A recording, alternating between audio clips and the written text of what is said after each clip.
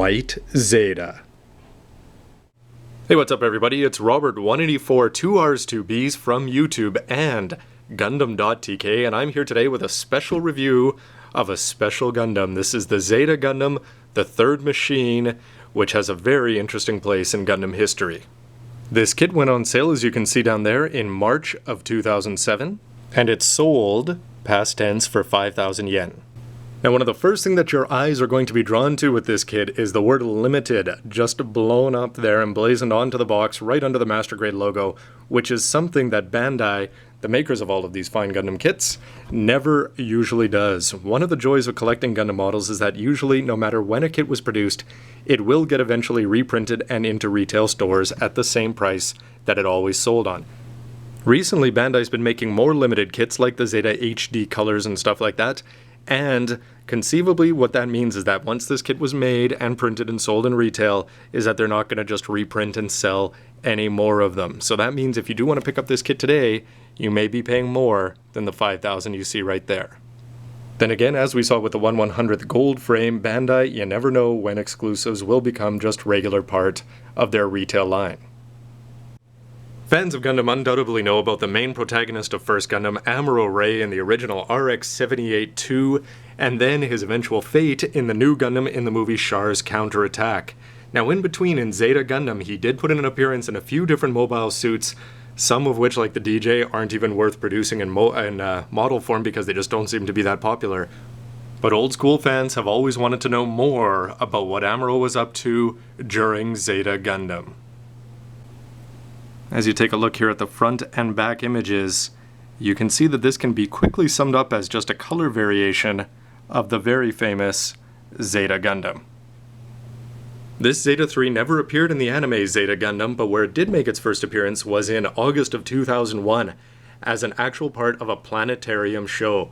Yes, to get kids interested in science and space, I suppose, and to get Gundam fans through the door, there was a planetarium tour that continued touring all around Japan, and you could go watch the adventures of White Unicorn and this Zeta 3 in its gray and white color scheme that has an awful lot of familiarity with the original pilot Amuro Ray. And then that didn't make its reappearance until 2006 in October when Gundam Evolve, /Omega came out, and it's a 15-part series, Gundam Evolve, counted as canon if you choose or not, and basically it just has a whole bunch of beautiful CG renderings of a bunch of different Gundam famous mobile suits running around, and the hints and the continuations that this is Amuro became pretty much too loud to ignore. Regardless of its canon status, just looking around the box, you're going to get some very attractive battle poses, which the Master Grade Zeta version 2.0, which of course this is just the recolor of, does fairly well. Then you can see that it's primarily white and gray with all sorts of marking seals that are going to give it that unique color. And the pilot, yes, that's his official name apparently. They never do call him anything but. Some nice pictures of the headshot there. You're just going to have a little bit of seal on top of the gray jewel there. Again, lots of gray on the chest. The Wave Rider is looking impressive when it's transformed, and the very familiar A marking on the shoulder, the Zeta 3 on the wings, so everything looking sharp. Back to the other side where you have again a very nice front shot there, the rear shot showing off the wings that are going to be used, because the Zeta Gundam is of course part of the 80s boom for all things that transformed, and there it is with the weapons down below and on the top, looking quite impressive even in this color scheme, and there it is from the back. And then they're going to go on to show how you can actually do that and what's included. You're going to be getting some custom seals, of course, to turn this in. Most of the plastic is not actually this pink color. You're going to get another set of decals and pilot A and B, yes, Mr. White Unicorn himself sitting and standing, and a mechanic crew if you want to go recreate this actually launching in space. And the reason that might apply is because you're actually going to get an action base to recreate the launching of these things from Zeta Gundam. When you crack open the box, again, you're going to be struck by the very clean art style that's used both on the box and in the manual. And when you open it up inside, you're not going to find it to be too different, but I'm glad that they did do a mostly unique version just for this Zeta 3. So it's going to have all the fictional parts of that, the table of contents, how to put everything together, and the plates themselves are going to be primarily gray and white, and you are going to get a little bit of pink and yellow on there, but outside of the A plate, don't expect too much color variations through there. And of course, this base is actually going to take up a huge chunk of the box. If you've already built the Master Grade Zetas 2.0, as he slouches over, as he is wont to do, you'll be pretty familiar with the build, nothing fancy there, but on the inside, you are going to get some nice color splash pages, which just go on to detail a little bit more about the number 3 machine itself, and then you're going to get into some of the line art. They talk about Gundam Evolve, and there were some very, very nice renderings, especially of the strike, and that I seem to remember. What is Gundam Evolve and its actual format? And then, moving on, they talk about this one in particular. This was the last one, I believe, of Omega, number 9.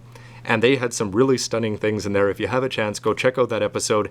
And you'll see that even though this isn't the main focus of it, Amuro and the Zeta 3, there are enough cool things to see because everybody likes the original Zeta Gundam.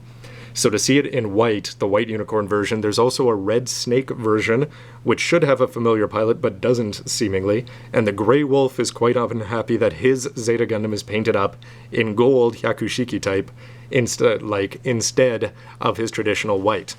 Goes on to talk a little bit more about Green Divers 0087, and you can see just how old that CG was looking back in 2001. So I'm not here to make any judgments whatsoever on the canon status of that. That's of course completely up to you. But for fans of Amuro, Ray, and Leeds, it's always nice to have another thing like that sitting on your shelf. The rest of the manual, you're going to be building all of the things that you're going to need to turn this into: the Wave Rider, the shield, the beam rifle, the Hyper Mega Launcher, and then in the back you're going to have the fairly complex transformation scheme laid out in a pullout section here. For those of you that are fans of painting, I've seen some beautifully painted versions of this that just sort of tone down the contrast between the white and the gray, something that the plastic version certainly has in abundance. Sort of interesting that there's more colors here than there are in the pilot. That doesn't always happen, but if you're a lazy modeler like me, just get yourself a $2 lining marker and you can at least improve it that much with very little effort.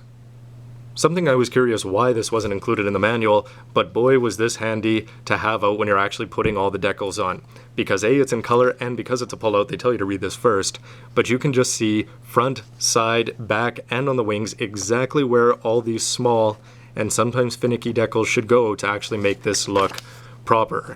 Then on the back, they're going to show you exactly where, from the back of the shoulder blades to the chest part to everything, so that you can make this look as good as possible, so I'm glad that they gave you this, especially in color.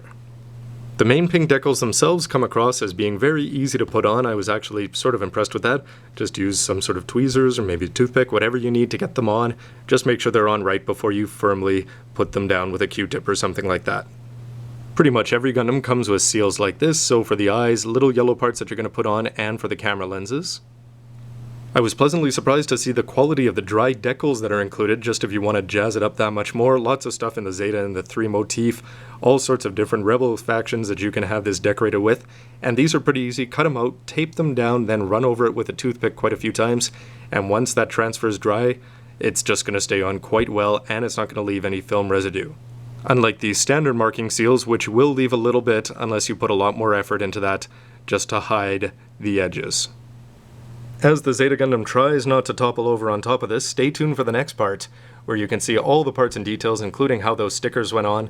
My first impression from cracking this box was I was impressed with the seals and the colors that they used. Again, I wasn't too crazy about the white and gray contrast, but we'll see once it's all put together how it actually ends up looking. And of course, stay tuned for the MS, the transformation, and the verdict on whether this is something that you might want to be picking up for yourselves, even if it's at collector prices. So please let me know what you think of the MS and the video itself by clicking down below on the YouTube video and commenting down there. Please hit like if you do, don't if you don't, and stay tuned for lots more Gundam reviews from Robert184 and gundam.tk. And as an aside, I'm really kicking myself for not picking up the HD color version of the Master Grade Yakushiki. If only some animator at the time had had the foresight to go through and make a mistake with one of these cells and color that white, maybe we wouldn't be arguing about its canon status anymore.